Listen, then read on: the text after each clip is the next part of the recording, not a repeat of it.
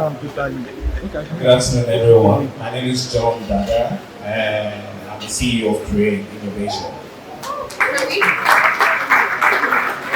Thank you so much for that beautiful introduction. Art is more than just strokes on canvas. It's a reflection of the intricate lives of artists, curators, brokers, and collectors. In this panel discussion titled Beyond the Palette, we dwell into the nuanced discussion-making processes that shape the artwork. From the artist's creative journey to the curator's role in representation, collective discernment, and the broker's expertise, we uncover what informs their decisions and how independent artists can navigate through complex landscapes. So my first question goes out to the artists. What experiences or influences have shaped your artistic journey and how do they inform your creative decision? Elizabeth, should we start with you? Sure, why not? Okay. Should I repeat the question? Please do. Okay. What experiences or influences have shaped your artistic journey and how do they inform your creative decisions? For me, I always say that my experience of life, my experience with people, it inspires me. It helps me to create. So when I'm creating, it's like I'm writing. It's like a diary for me. So each stroke, each color, each charcoal mark I drop is me registering my thoughts in my own way. So I believe that generations unborn, when they look at my painting, somehow each person is going to be able to discern something that is unique to them through my own state of mind.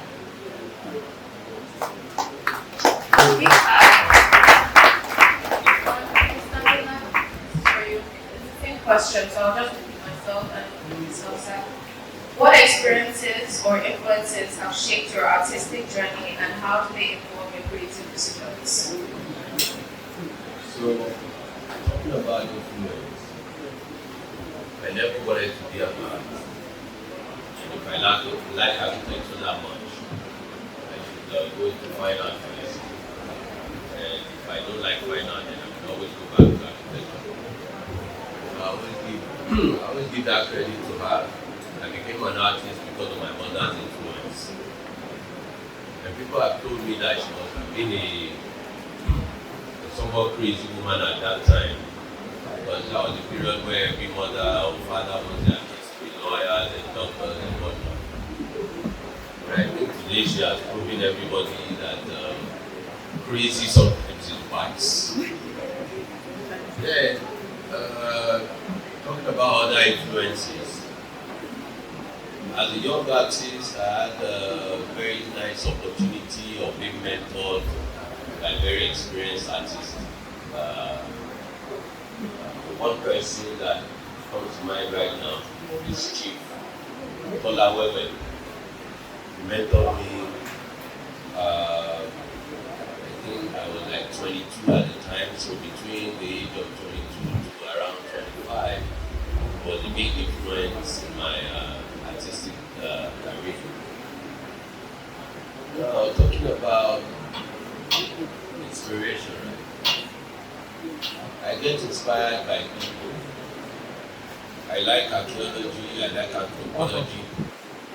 You all know anthropology is the way of life of human beings. We are talking about anthropology of language, anthropology of culture, anthropology of behavioral patterns of humans. And I always tell you, if you put me on an island without human beings, I will not be able to walk. But I don't get inspired by nature. But I get inspired by human beings. In fact, to be honest, I think I've made like 5 paintings just looking at which faces they already. That's how much human beings inspire. Thank you. So, remove that one. Remove it.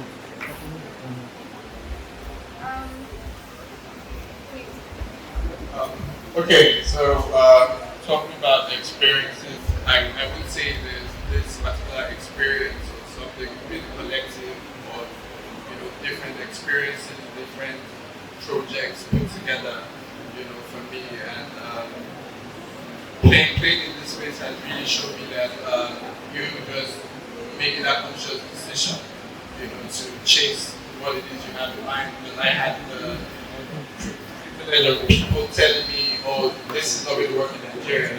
Street art graffiti is not something that is synonymous with what kind of art that is being created out here." So for me, Yeah, go. Sorry about the speaker. That's really lovely, thank you. My next question is for Mr. Jide. What led you to pursue a career in curating, and how do you approach the selection of artists and artworks for exhibitions? Okay, what led me to curating is opening a gallery, starting an art business, and from that, I wasn't completely satisfied with the quality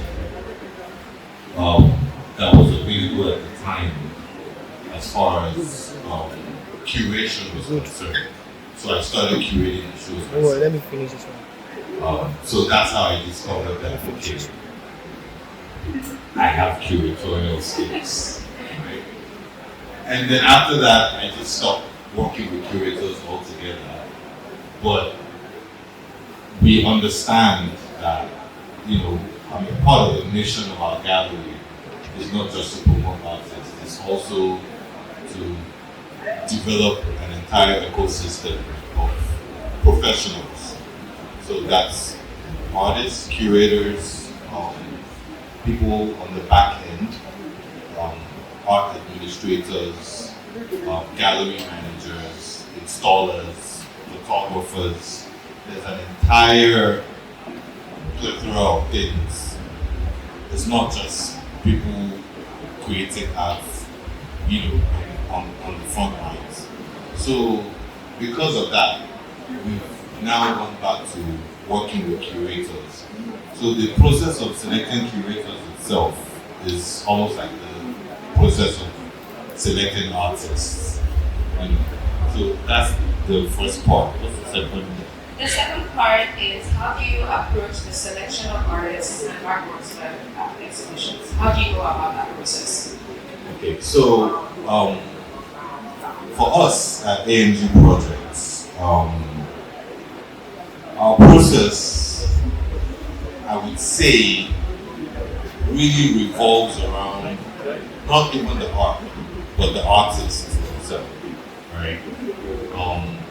Because the kind of artist that you are is what really determines how groundbreaking your work will be. So for us, we look at the artist first before we even look at the art. And then of course, the art still has to be good. But when I say good, what good art is subjective, right? What's good to me may not be good to the next person. So we don't really play along these rigid lines where we feel like it has to be any particular thing. It really just has to fit into whatever we're doing at the time and what the project is about. But the baseline is you as an artist have to embody what we're about generally as an establishment. I don't know if that makes sense. Yeah. How do you see where they're going to be? Because essentially as a collector, you're supposed to envision where the artwork will take you. Okay, I'll leave that for Mr. Jide to answer.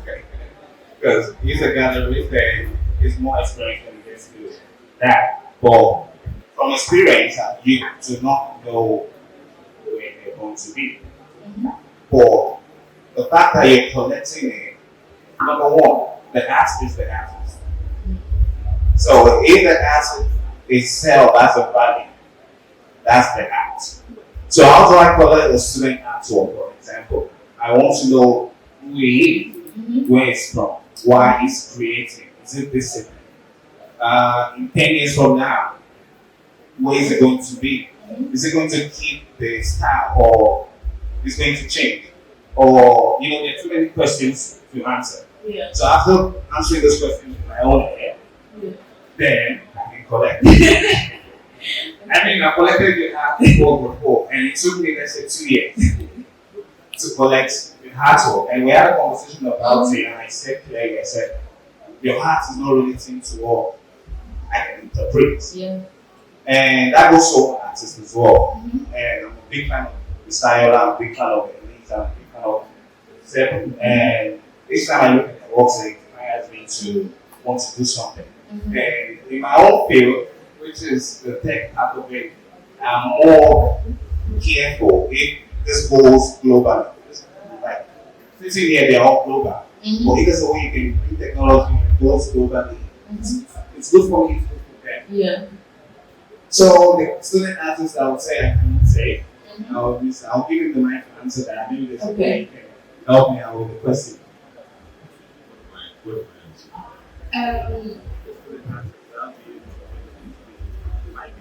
For student artists, how do you know where they're going to be? Maybe let's say in 5 years, especially as a gallerist. There is no way to know, honestly. Trust me, I know many people who, if they knew the answer to that question, they would pay any amount of money to know the answer to that question. So I'll give you an example. This is a very good friend of mine who also happens to be one of the successful artists in this country. When I met him through another gallerist who is also a friend of mine. At the time, I wasn't in the art business. I was collecting. And she was saying, oh, this guy, you should look at your work. You should collect it, blah, blah, blah.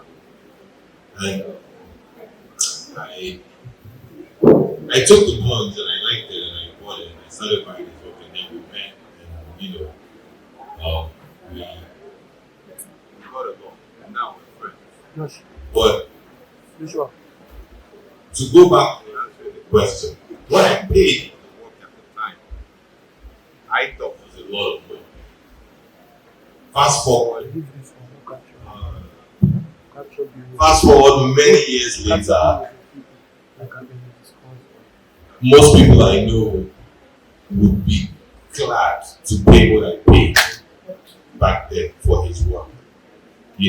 So this is one example of when it goes right.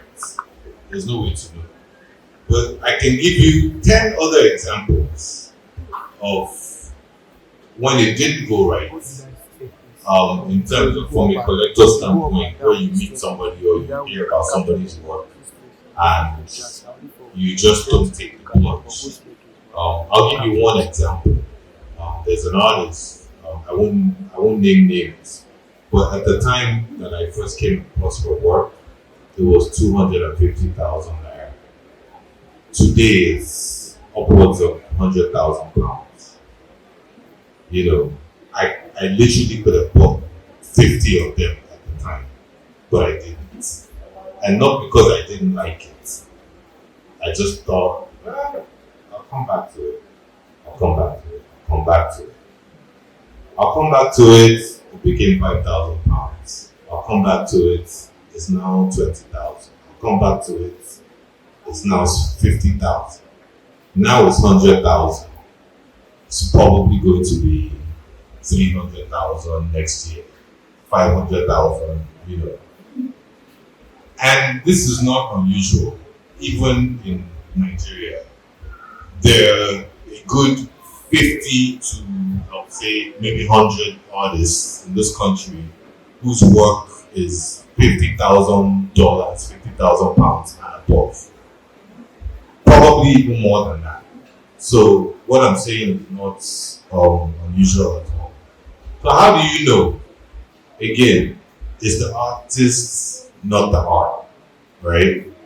Who are you? Who are you as an artist? What are you about? You know, what are the things that are here, and more importantly, here in your heart, that will propel you, you know, beyond even your own wildest dreams, you know. That's what really matters. So when collectors come across art, it's not really about the pretty pictures. That's great, but if anything that's $1,000 and above is absolutely an investment. So most people who spend that kind of money would look at who you are as an artist, and they will do a deep dive. If they make you a person, even better. But even if they don't meet you in person, they would, you know, go and do some research on you. So how you position yourself, how you know, how you carry yourself as a person, your personal branding, all these things matter. You know, so I think that's how you know. You know, when you see all those things, like John said, you know. So it's a combination of factors. There's really no crystal ball that will tell you, oh, you know, this person is going to be. Yeah, so essentially it's all about working on yourself as a human being, as an artist, and just growing from within.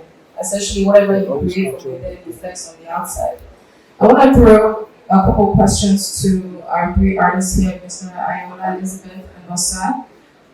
Can you share a pivotal moment or experience in your creative journey that significantly influenced your artistic direction? Starting with Osa. Should I repeat it? Yes. Okay. Can you share a pivotal moment or experience in your creative journey that significantly influenced your artistic direction? I mean, there's been a bunch of them, so it really had to pick which one was really impactful, so to say. For me, I will share a bit of my journey, just to give context to where I'm coming from. I've worked on different things. I've worked as an advertising practitioner. I've worked with different advertising firms. I've worked as brand manager for an FMCG company. Before making a conscious effort to become a real artist or paint as a career.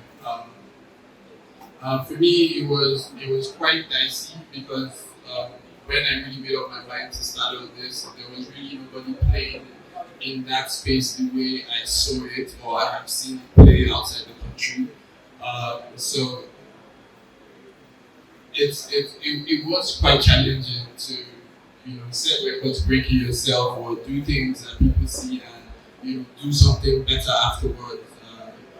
But I would say what really switched my mentality of my journey and where I'm going with it was the commission from the state government. I'm sure you all know I don't know if you passed by Ogunsanya on the way. There's an artwork with the Tikera on the wall. That was a commission from Lagos State in 2017. And for me, that was just an affirmation that, doing things the right way.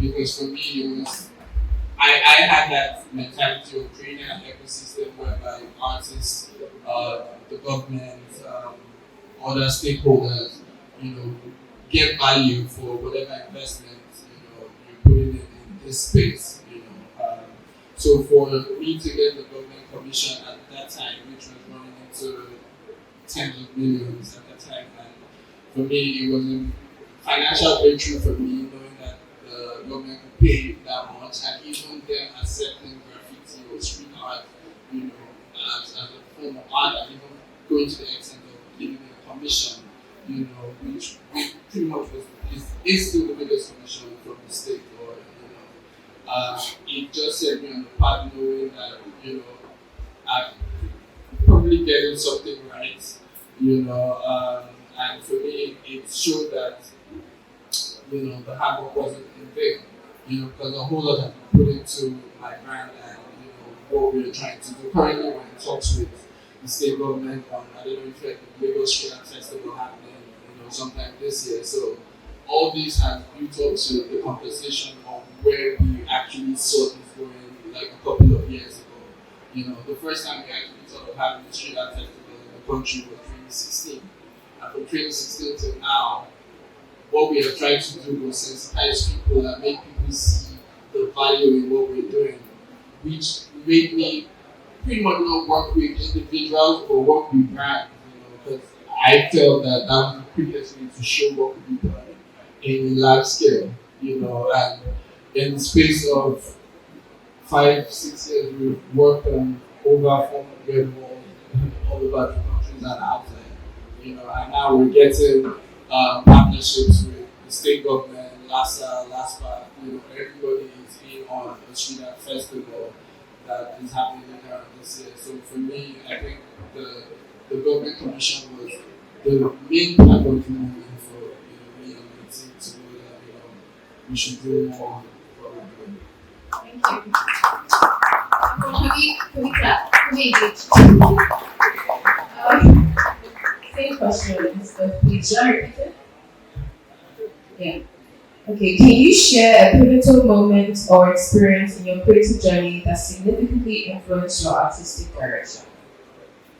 Okay, so for me, that was in 2018 when my work started gaining international recognition. I started sending my works to the United States and other countries to have exhibitions. I learned something that even while you're trying to create and execute something into your mind, like you should always pay a great importance to your materials. As an artist, like even as a student, I feel like it's better for you to do 2 good works with quality materials than 10 with the wrong materials, because you don't know where those works are going to go to. And 10 years from now, 15 years from now, we look at there are many works that we are talking about right now. We are looking at those paintings, and we can still see it, though those works were created in 1900s, and they are still standing the test of time. So we don't want to create a work that is going to wear out in the next 1 year, 2 years. And one thing about collectors is that if a collector invests so much into your artwork and then he goes to a different terrain and now finds out that those works could not stand the test of time. Like the question that's being asked, that what makes them believe that, okay, can we go this way? Is this an artist we want to work with? They'll become skeptical because it's always this work is not going to last the test of time. So for me, that year was when it happened that some of the works, when they went outside the country, they had some issues. So I had to sit back, visit my drawing board, and work on that. And I learned heavily from that. Like, no matter what happens, if I earn 100%, 40% of that earning should go back into my art. I should keep investing on myself. You only invest yourself before you expect other people to invest in you. So your greatest sponsor should be you as an artist. Thank you. Thank you. Ms. Panelists was by answering the same question.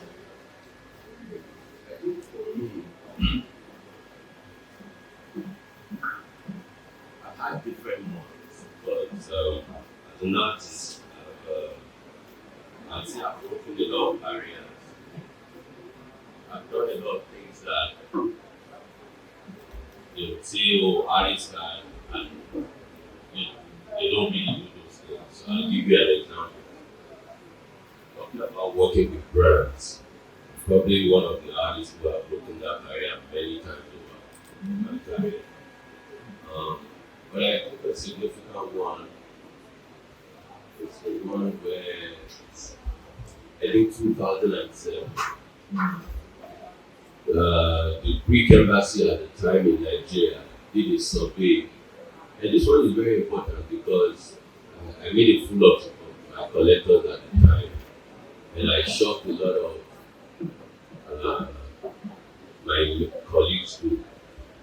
So there was a survey done by the Greek embassy 2007, and they wanted to mark the 54 years of their presence, I think, in Africa or something like that. And they said that they want to do a survey of 54 artists in Nigeria that they consider as masters. And I don't know what their criteria was. I was not aware of it.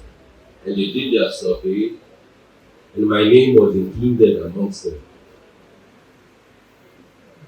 I wasn't even 30 at the time, I think. So they invited me to this dinner. There were a lot of collectors there, a lot of artists. I'm telling you, Professor Yusuf Brillo was on that list. Amanike was on that list. Dr. Oshino was on that list. So look at those type of people, right? And my name was on the list. I was not even 30. So the ambassador's wife, right? The Greek ambassador's wife was one handing the prize. And when she called my name, I went on stage and she said, "Oh, nice to meet you, young man. Are you here to receive the award on behalf of your father?"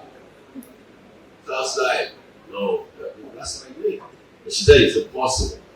But myself and my husband, we have 7 of your works.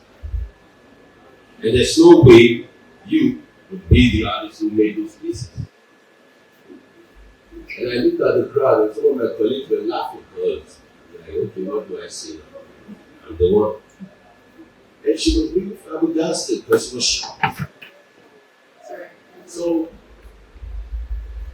it felt like, I put in a lot. I'm talking about putting a lot in your work. It felt like I put a lot into my work at that time that I even made a fool of my own collector. I mean, these collectors bought 7 of my pieces and they didn't even know who I am. And they believed in the quality that they even included me as a master in their own survey.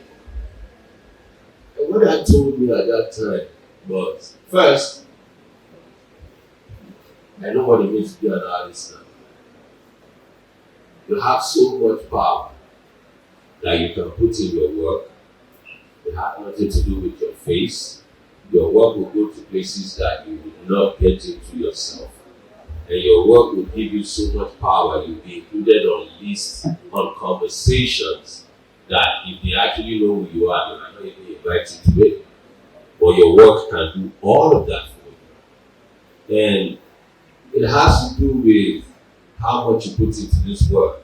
Maybe quality of material is important, but longevity is important. I mean, if you want to make your own Mona Lisa and it will be destroyed in 10 years because of poor quality, no, you don't want to do that. But also the genuineness, the authenticity in your work matters. The individuality that you put in your work, the uniqueness that makes it you. There's a famous saying by Picasso that I like, and I say that about myself. First of all, you set out to be an artist, but eventually you will become your name. Nobody will remember you as an artist. You have to work to a point where what everybody remembers is us at 7. What everybody should remember is Elizabeth Ekpetorson. What everybody should remember is Ayoola. It's not going to be about your work. It should be about you. And that's very important. So that was a better moment. Thank you so much. I would love to ask for just everyone, just 5 seconds, just an advice for everyone out here. Just 5 seconds.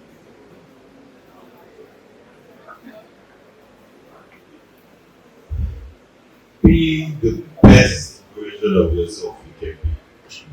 And just know that your dreams are valid.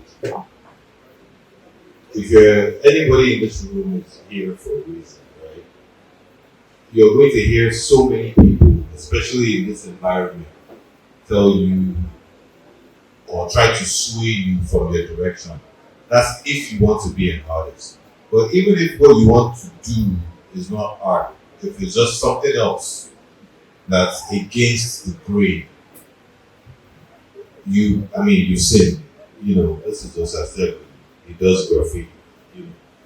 Many people try to tell him it's impossible, but he's doing it and it's happening. This one, his mother was a visionary, right? So, thanks to his mother, he's here. Many people probably thought his mother was crazy. I can tell you for a fact that, I've done so many things, and I have a lot of other businesses, but the key thing, what I enjoy doing the most right now is running my gallery.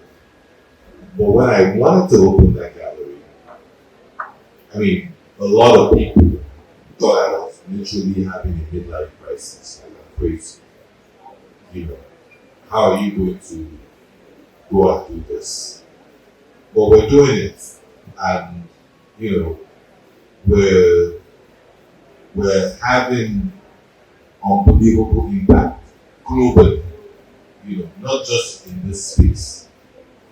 Your work, whatever it is that you're doing, can literally transcend this space. You can get into any corner of the world, especially now.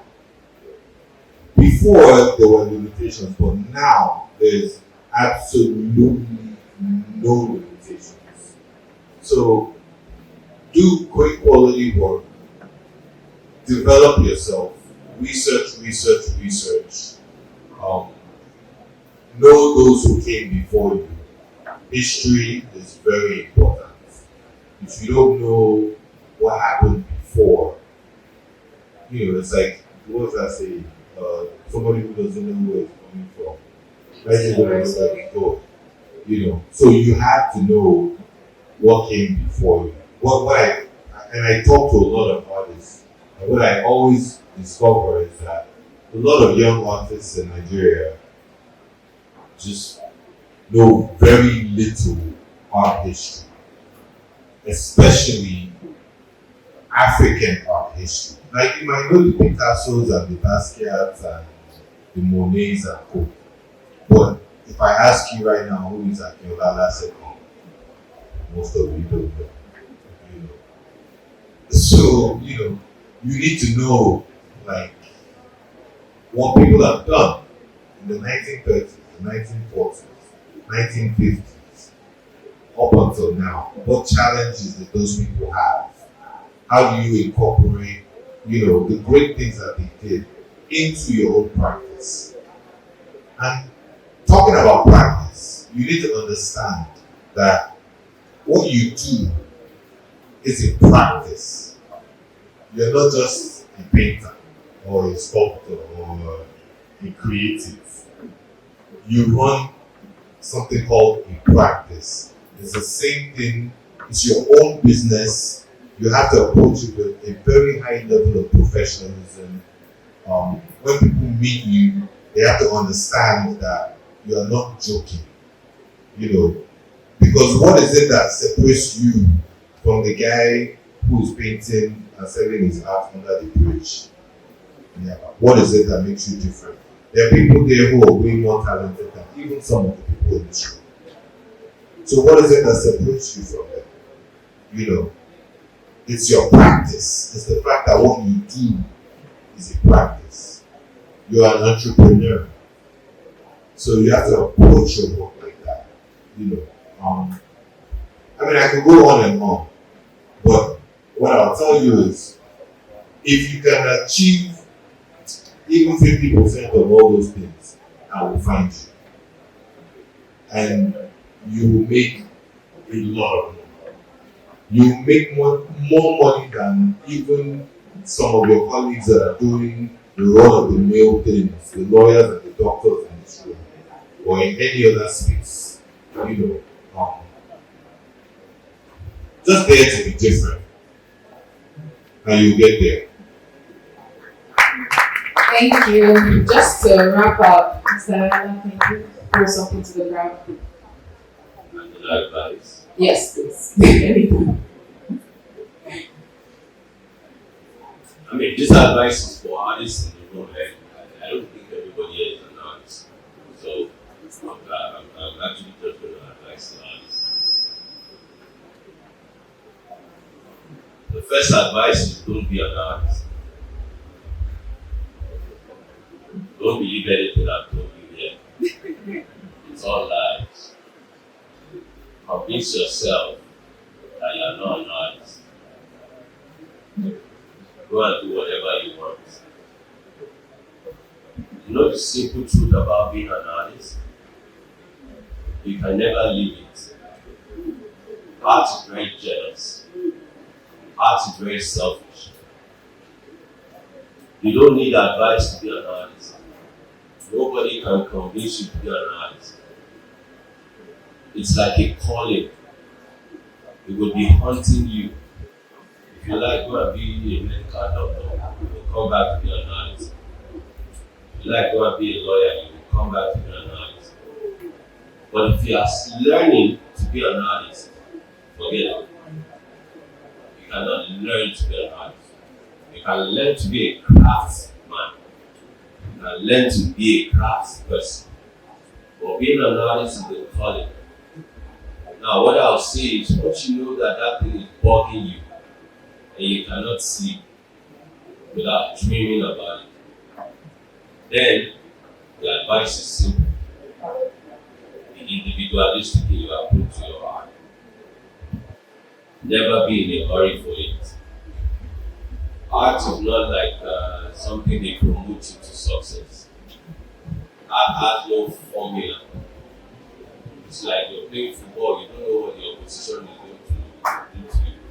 You can only rely on your own skill and your own temperament on the field of play.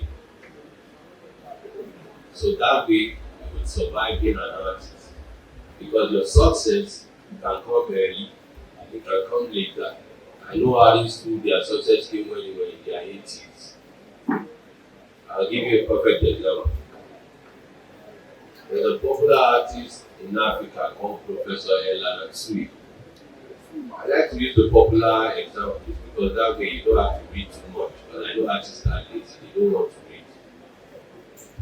But Professor Ayoola at a point in time was hanging with Ayoola in a gallery in Lagos called Signature Art Gallery. At that time, it was an artist that had probably exhibited in all the continents of the world. Everywhere. He's been practicing maybe 40-something years at the time when we were hanging together in the same gallery.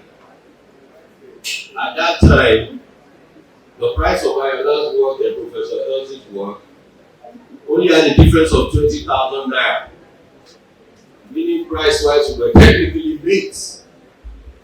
And it was already 70, I think, or maybe 60-something. Only one exhibition in New York changed his trajectory. He has exhibited in that New York many years, many times over. But just this exhibition in a small gallery. Small gallery. He has exhibited in the bigger ones in Asia, everything all through his career. 60-something small gallery in New York, boom! And everything changed. And there's also this Ayoola who, before he was 30, was considered a master and was making him money. So what then can I tell you that is the formula? Formula is what I just told you. Once art finds you, then you will know. Then you will be dedicated. And you would know researching, reading. An artist that is not reading is failing. Let me bring the tripod. If you don't know your history, how are you to even know what to produce? If you follow trends, you will fall. I can promise you that. Because trends in art is a lie. It's like fashion. They roll it out for you today. When the figurative is raining. You don't know what the curators will come up with next year. And those curators, they know how to do it. Once you know that all of you are facing one way, they will change again. And if you are not dedicated and you are not individualistic in your approach, you will fall by the wayside. So, like I said, don't follow the advice. Follow what art is telling you. This is very important. If you cannot be dedicated, just leave art alone. Go and do something else. There are other ways to make money. You can sell water. Water sellers are millionaires. Thank you so much for that lovely advice, and thank you to the panel. I'd just like to add, as an artist and a student, one thing I've learned through my creative journey is to always put God first.